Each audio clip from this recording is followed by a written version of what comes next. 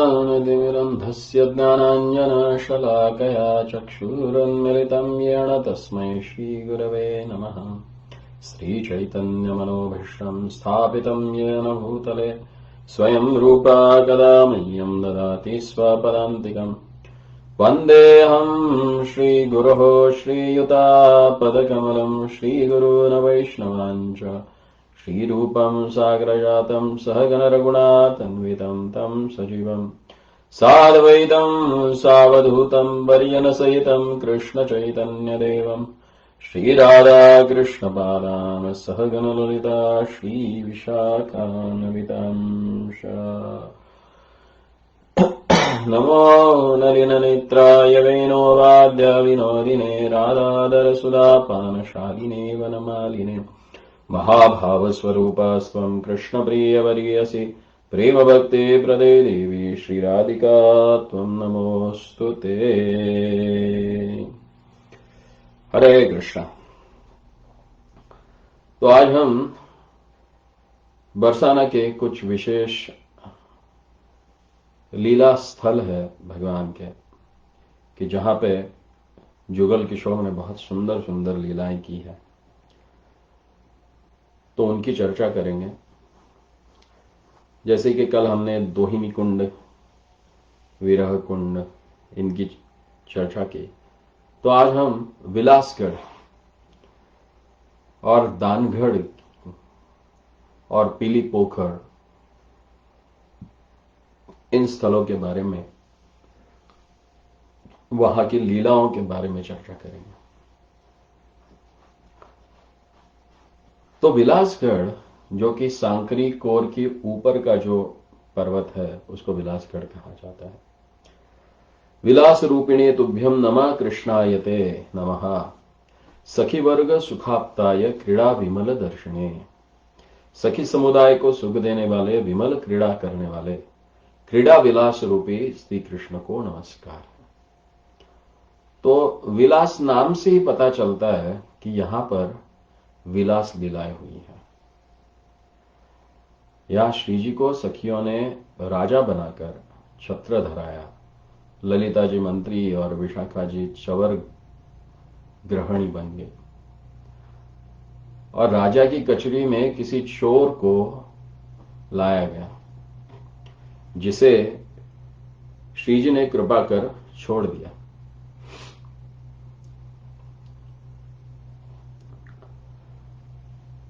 तो कोई भेंट लाता है, कोई दूत बनता है, कोई गायक, कोई छड़ीदार, कोई चारण आदि बनकर श्री राधिका रानी को महाराजा बना के उनकी आराधना यहां पे की गई थी। फिर दूसरा है दानगढ़। तो बरसाना में दान लीला दो जगह पे हुई थी। एक तो सांकरी खोर, जो ब्रज में सबसे ज्यादा प्रसिद्ध है दान लीला के, जो कि विलासगढ़ के विपरीत एक दिशा में एक गढ़ है, उसको दानगढ़ कहा जाता है, जहां और जिसे रतिदान स्थल भी कहा जाता है। तो दानगढ़ जो है वे रतिदान और छद्मदान लीला की स्थली है। रति माने प्रेम। श्री ठाकुर जी राधा रानी से प्रेम दान यानी रति दान मांगते हैं। और कैसे मांगते हैं वे? तो श्रीमती जी के चरणों में पड़कर कहते हैं कि यहां पे जो भी कोई आता है उसे यहां के स्थल की इस प्रकार से प्रार्थना करनी चाहिए। दानवेशधरायैव दद्या उपास्याभिलाषिने राधा निर्भत्स्यतायैव कृष्णाय सततम नमः। श्री राधा रानी के द्वारा प्रताड़ित दधि दुग्ध के इच्छुक दान विहारी को हम प्रणाम करते हैं। तो यह दान विहारी कौन है? हमारे ठाकुर जी। तो यहां पे वर्णन आता है, कई सारे भक्तों ने बहुत सुंदर सुंदर पद लिखे हैं यहां के लीला के बारे में।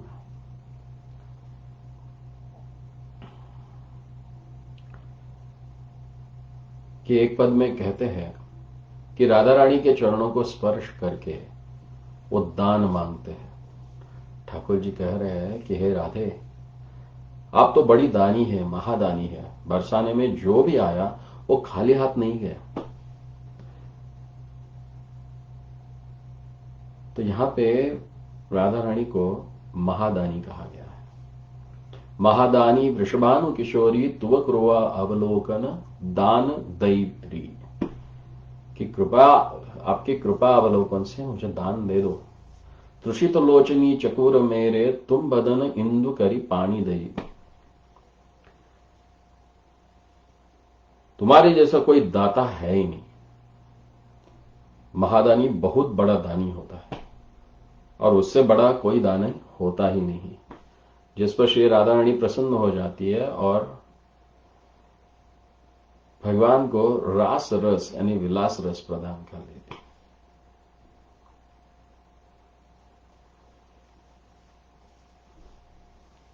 और स्वयं ठाकुर जी भी ये रस दे नहीं सकते, वे स्वयं ही श्री जी से प्राप्त करते इस रस को, और इसलिए राधा रानी को वे महादानी कहते हैं।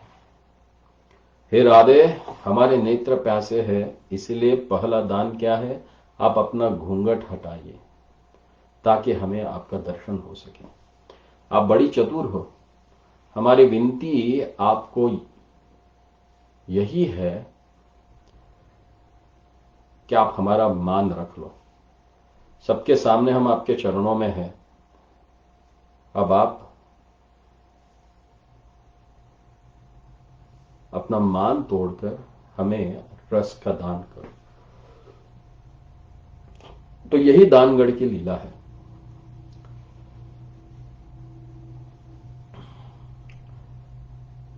तो इस दान लीला में सखिया कहती है भगवान को कि तुम हमसे दान लेते हो, छेड़ते हो, पराई वस्तु को ग्रहण करना पाप है। तुमने कितने पाप किए, इसलिए तुम काले हो गए हो। इस पाप से तुम कैसे छूटोगे नंदलाला? लाला याही तेरे कार्य भर, कि तू काला हो गया रे कन्हैया। अरे कन्हैया, इस पाप के बोझ से तुम कैसे छूटोगे? हमने तुमको भी न भजन करते देखा, न तीर्थ स्नान करते हुए देखा। तुम्हारा ये चोरी छिनारी का पाप कैसे जाएगा? तो श्याम सुंदर बोलते हैं, अरे मेरे जैसा धर्मात्मा कोई होगा ही नहीं। मैं जैसा धर्म भजन तीर्थ स्नान करता हूं वैसा संसार में कोई नहीं कर सकता। हे गोपियों, गोरज गंगा से बड़ा कोई तीर्थ है क्या? यानी गोरज से बड़ा कोई तीर्थ है? भगवान यहां पे गोरज को गोरज गंगा कहते हैं। स्वयं कृष्ण ने कहा है ब्रह्म पुराण में कि सभी देवताएं गाय के अंग में है, सभी तीर्थ गाय के खुर में है और लक्ष्मी गोबर में है। तो गौरज से जो तिलक कर लेता है उसका सब तीर्थों का स्नान हो जाता है। और श्याम सुंदर कहते हैं, अरे मैं तो निरंतर गौ माता का नाम जपते रहता हूं। ओ काली, ओ धौरी, ओ कपिला, ओ पिंगला, ओ श्यामली। तो बोलते हैं, अरे मुझसे पवित्र कौन होगा फिर, जो गायों का नित्य स्मरण करता है, नित्य नाम लेता है। तो लाली कहती है, अरे ये सारा ब्रज तो हमारे बाबा वृषभानु जी का है। तुमको बरसाने में हमने बसाया और अब तुमको बसाने का हम दंड भोग रहे हैं। तुम लुटेरे हो, लुटेरे। कोई अगर चोर बसाएगा तो उसी के घर में चोरी करेगा ना। और हमारे बाबा ने तुम्हें बसाया और तुम हमारी ही घर में चोरी करने लग गए। अरे पहले बज की पगड़ी जो वृषभानु वंश में थी, लेकिन महिभान जी ने अपनी इच्छा से और प्रेम से पगड़ी तुम्हारे बाबा को दे दी, नहीं तो यह सारा ब्रज वृषभानु जी का था। हमारे बाबा ने तुम्हारे बाबा को पगड़ी दी और ये हम उसी का फल भोग रही है। ब्रज की रक्षा हमने की और तुम आराम से यहां मौज कर रहे हो। सच बात तो माननी पड़ेगी। श्याम सुंदर बोले, हाँ हाँ हाँ, ये सारा ब्रज जो है तुम्हारे बाबा का ही है, लेकिन एक बात सुनो राधे, सब देश तो वृषभानु जी की लाडली बेटी का है, यानी तुम्हारा ही है। तुम उनकी इतनी लाडली हो कि जब हमारे साथ संबंध हुआ तब हमें सब दहेज में दे दिया। तो ऐसी सारी सुंदर लीला है यहां पे। और दानगढ़ के पास ही जयपुर मंदिर है और आगे श्रीजी और जयपुर मंदिर के मध्य में श्रीजी के वर्तमान विग्रह का प्राकट्य स्थल है। और भानुगढ़ पर श्रीजी का मंदिर है जहां ब्रह्मा जी द्वारपाल बन के लीला आस्वादन किया करते हैं। और वहीं पे श्रीजी के छोटे छोटे चरण चिन्ह है, कामधेनु गाय की थनी भी है और वही सिंह पौर पर ब्रह्मा जी का विग्रह भी है। एक तो विग्रह हम देखते हैं पुष्कर में है और दूसरा विग्रह यहां पे है। तो जैसे ही हम भानुगढ़ से नीचे उतरते हैं और थोड़ा सा आगे जाके नंदगांव की ओर जब हम ब्रिज, वहां पे छोटा सा ब्रिज है, वो क्रॉस कर लेते हैं तो स्कूल के पीछे वहां पे पीली पोखर है। तो इसको पीली पोखर क्यों कहा जाता है? तो यहां पीलू वृक्षों की अधिकता के कारण इस स्थल को भी पीली पोखर कहते हैं। और भक्ति रत्नाकर के अनुसार यहां श्रीजी आके पीलू तोड़ती थी। यही पीलू खोरे ता पीलू फल छले, सखी सहराई कानू क्रीड़ा कुतूहले। भक्ति रत्नाकर में कहते हैं कि यहीं पे श्रीजी आती थी और पीलू के फल तोड़ा करती थी और सखी सह राई कानू क्रीड़ा कुतूहल, और यहां पे सखियों के साथ राधा रानी और कृष्ण क्रीड़ा किया करते थे कुतूहल से। इसे प्रिया कुंड भी कहा जाता है। और एक कथा आती है कि नंदनंदन से विवाह के पीले हाथ धोने से पीली पोखर नाम पड़ा, अथवा स्वामिनी जी के स्नान का उपटन यहां जल में घुल गया था, इसलिए उसको पीली पोखर कहा जाता है।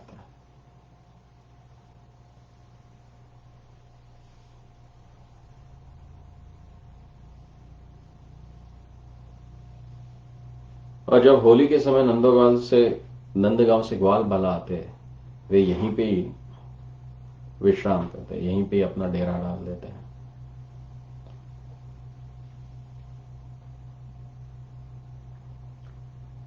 कई लोग कहते हैं कि राधा कृष्ण का विवाह हुआ नहीं, लेकिन कई पुराणों में इसका वर्णन हो चुका है।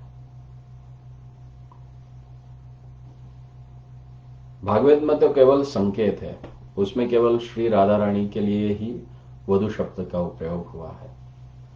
जैसे 3 बार महारास में राधा रानी के लिए वधु शब्द का प्रयोग हुआ था।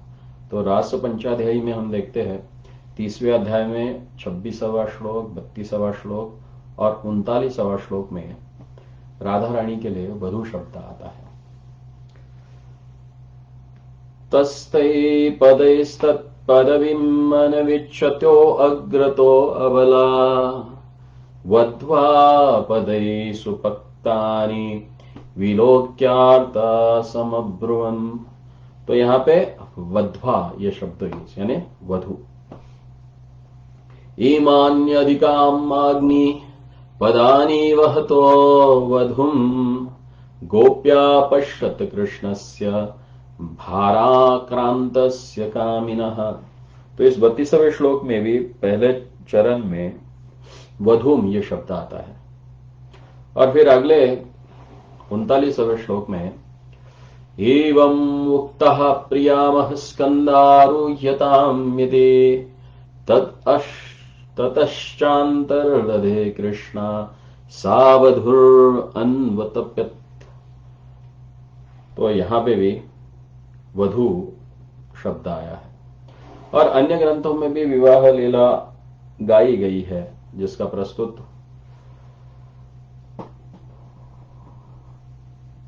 कई कई जगह पे इसका वर्णन किया गया। ब्रह्म वैवर्त पुराण में कि भंडेर वन में उनका कैसे विवाह हुआ। तो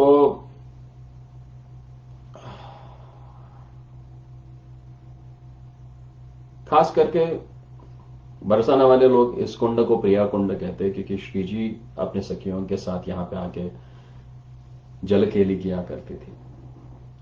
और पीली पोखर का सबसे बड़ा वार्षिक उत्सव है जब नंदगांव से लोग रंगीली के दिन होली खेलने आते हैं, तो वह पहले इसी कुंड पे आके रुकते हैं।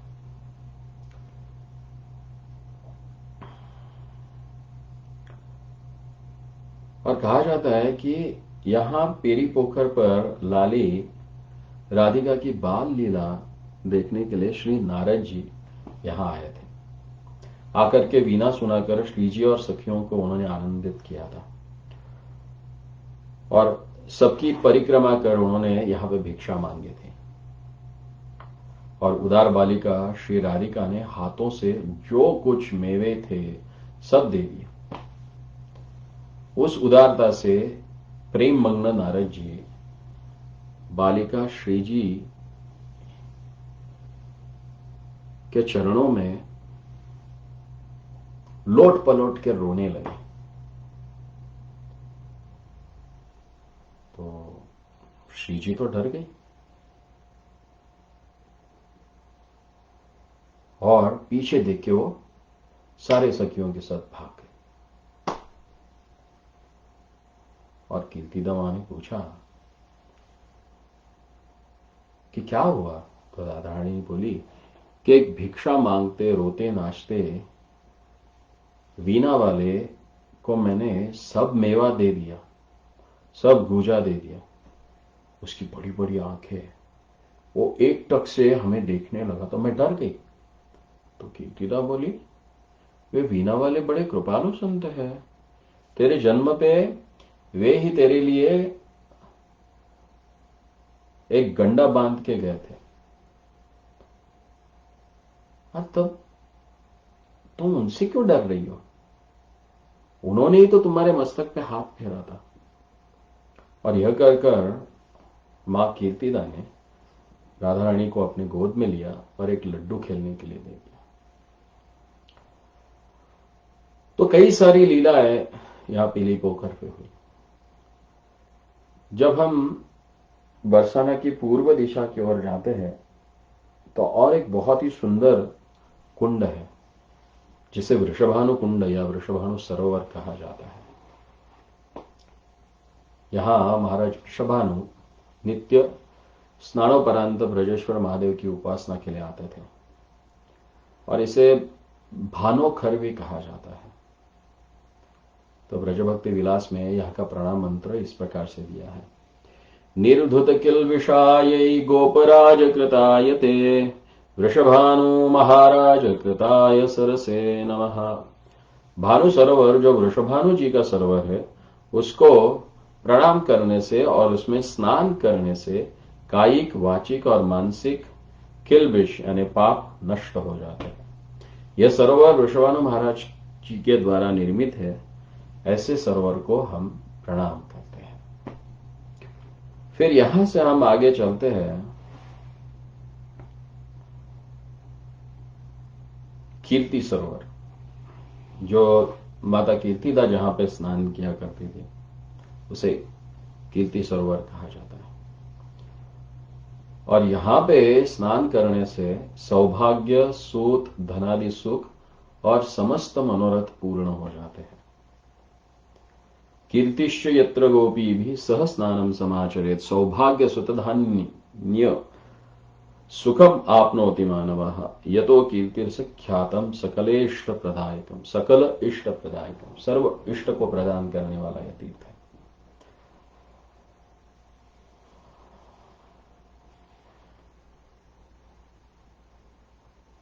तो यहां पे ब्रजेश्वर महादेव का मंदिर है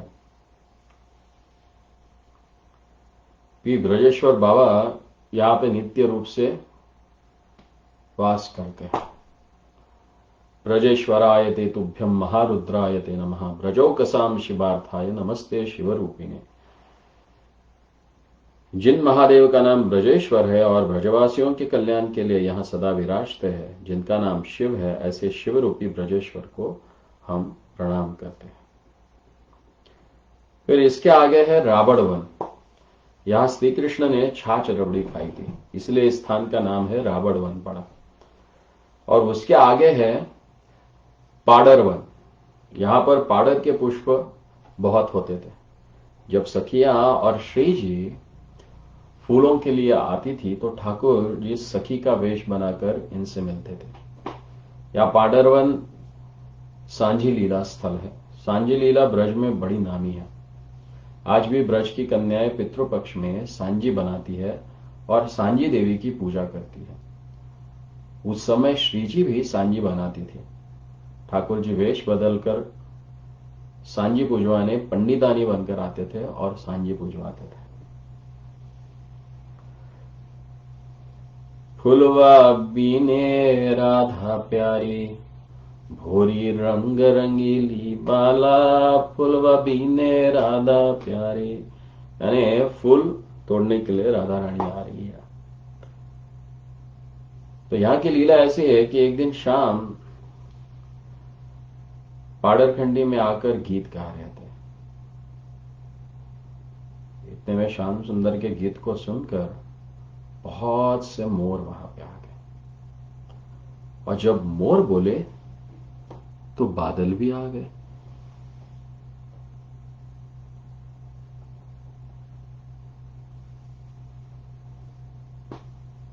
तो यह ब्रज की विचित्र लीला है। और उस समय थोड़ी थोड़ी धीमी धीमी बूंदें भी गिरने लगी। ठाकुर जी का पीतांबर भी भीग गया। गीला पीतांबर ठाकुर जी के शरीर से चिपक रहा था। यही नहीं, सखिया बोली, अरे कन्हैया भीग गए, पीतांबर भी भीग गया, लेकिन ये बैरन मुरली नहीं भीग रही है, ये बराबर बच रही है।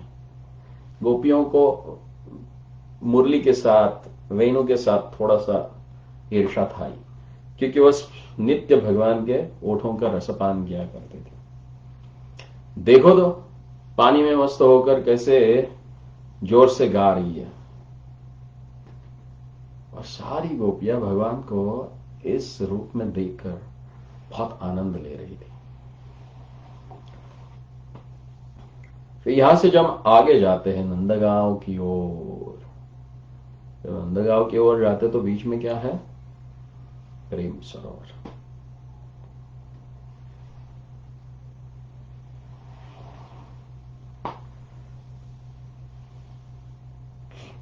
यह स्थल नाम ही इस लीला के बारे में हमें सब कुछ बता देता है कि एक समय जुगल जोड़ी यहां पे आए और एक दूसरे के प्रति प्रेम और विरह की भावना के कारण इतने रोए, इतने रोए, इतने रोए कि उनके आंसुओं से यह सरोवर बन गया, और इसे प्रेम सरोवर कहा जाता है। तो यहां की प्रार्थना ऐसे है, प्रेम लुप्ताय रम्याय परमोक्ष स्वरूपिणे, कदम्ब कुसुमाकीर्ण प्रेमावय्यं नमोस्तुते। प्रेमपूर्ण परमोक्ष, प्रेमपूर्ण परम मोक्ष रूपी कदम्ब कुसुमों से व्याप्त रमणीक प्रेम बन को नमस्कार है। ललिता प्रेम संभूते प्रेमाख्य सरसे नमः, प्रेम पदाय तीर्थाय कौटिल्य पदनाशक। ललिता प्रेम से उत्पन्न प्रेमदाता कुटिल गतियों के नाशक प्रेम सरोवर को हमारा नमस्कार है। तो वल्लभाचार्य के जो पुत्र है विठ्ठलनाथ जी, उनकी यहां पे बैठक है।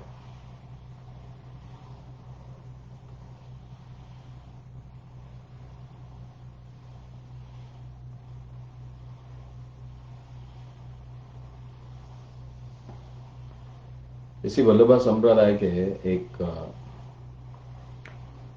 भक्त है जिनका नाम माधुरी दास है। उनके अनुसार श्री कृष्ण के अंक में स्थित श्री जी को प्रेम वैचित्र्य में विरह भ्रम हुआ और उस अश्रु जल से यह सरोवर बना और उन्हें अचेत देकर कृष्ण भी अचेत हुए। दोनों को अचेत देकर सचेरिया भी अचेत हो गए। तब वृंदा जी की प्रेरणा से सभी सारिका और शुक राधा राधा रटने लगे। तब सभी पुनः सचेत हो गए और नौका विहार भी यहां पे उन्होंने किया। तो बरसाना से नंदगांव के रास्ते में 1 मील की दूरी पर प्रेम सरोवर विराजमान है। कुंड का आकार नौका की भांति है। चारों ओर से हरे भरे कदम्ब वृक्षों से यह सुसज्जित है। फिर इसके आगे जब हम चलते हैं तो वहां पे एक स्थान है जिसको श्री संकेत कहा जाता है।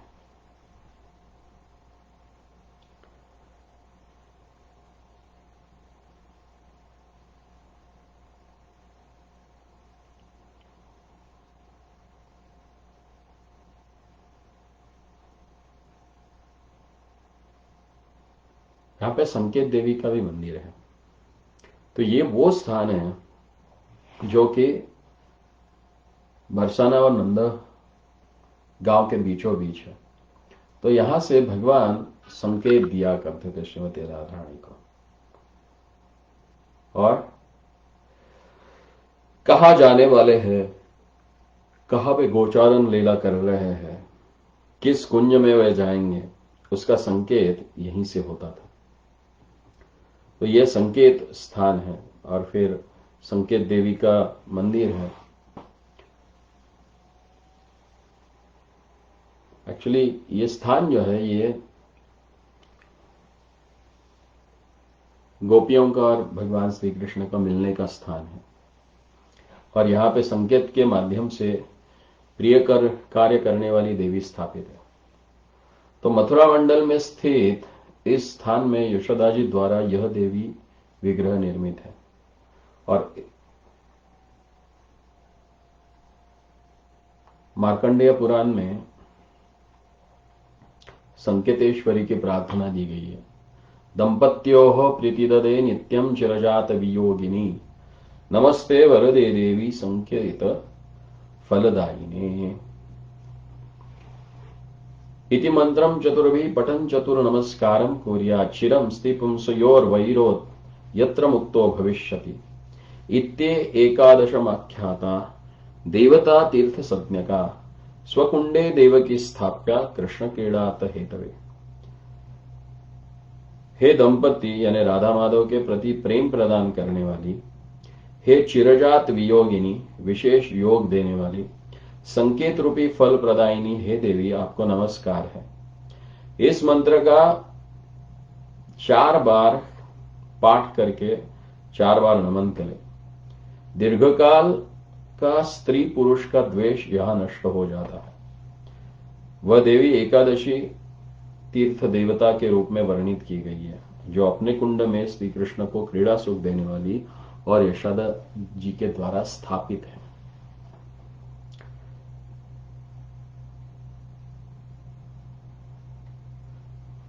फिर इसके आगे आता है सूर्य कुंड।